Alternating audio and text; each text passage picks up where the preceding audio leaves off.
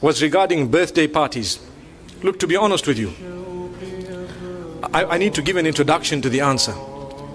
Islam is a religion I have chosen, you have chosen. Have you chosen it? We've chosen it. Is it from you or from Allah? Are you happy that it's from Allah?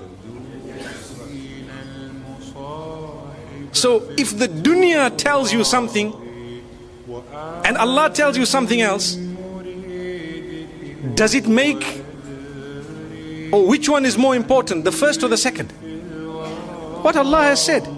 So even if the whole world is doing something and we are taught that this is not supposed to be done in the deen, we should not be feeling it hard in our hearts to say, Allah, if I die today, I know that I chose to be a Muslim and I chose to worship you and I know it's your rules. You know, it's so difficult today to talk because you're talking to a secular world, and sometimes they will pick on a small point of yours and they will make it a big issue for nothing, but not realizing that we do believe you are free to choose whether you're a Muslim or not. But the fact that you chose you're a Muslim, you are not free to change Islam. That's what we're saying. You cannot come and say, no, you know what, Islam needs to be modified. Well, then tell yourself you're a modified Muslim. Someone says, are you a Muslim? Say, no, I'm a modified Muslim, you know.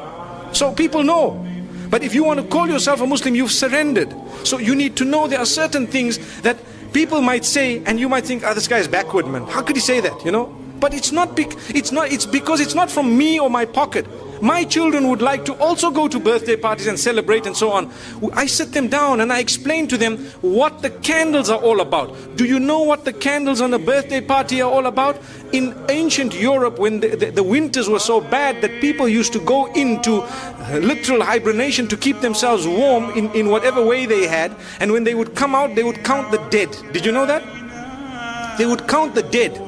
And in order to celebrate the fact that those who are alive have passed through the winter and survived and fought nature, which means nature came to kill us in the form of cold, and because we fought nature and we stayed alive, now we need to defy it by blowing up candles. So they would put how many ever candles of their age and blow them out to show we can defy it. It's something that we believe is rooted in the medieval Europe. And it comes with its own satanic origins and so on. But people today say, what's wrong? What's wrong? I'm blowing the candles. But you don't realize it's like an act of worship of the pagans. And we're saying, you know, and people have made it a culture and a tradition. The same applies to so many other things. You know, like Valentine's and so on. People start saying, but what's wrong? How come these people, you know, you're not allowed to show your love?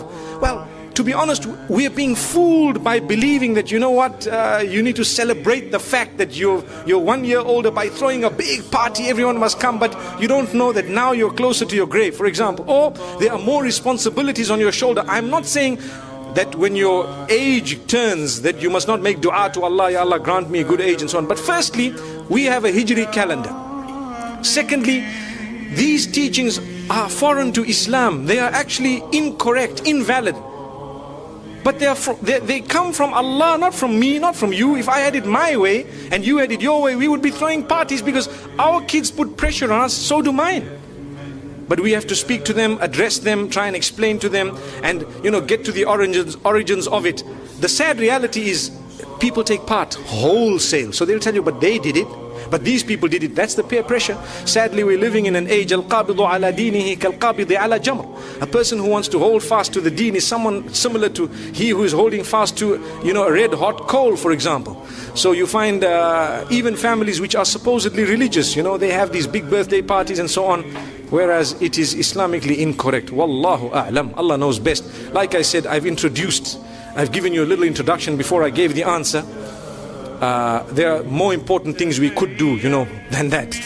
And we could have, you know, we could throw a party on a different occasion altogether in order to celebrate other things than to do it the pagan way. You know, I would prefer a graduation party than to have a birthday party any day. May Allah subhanahu wa ta'ala bless our children. May He bless us all. It was wonderful being here.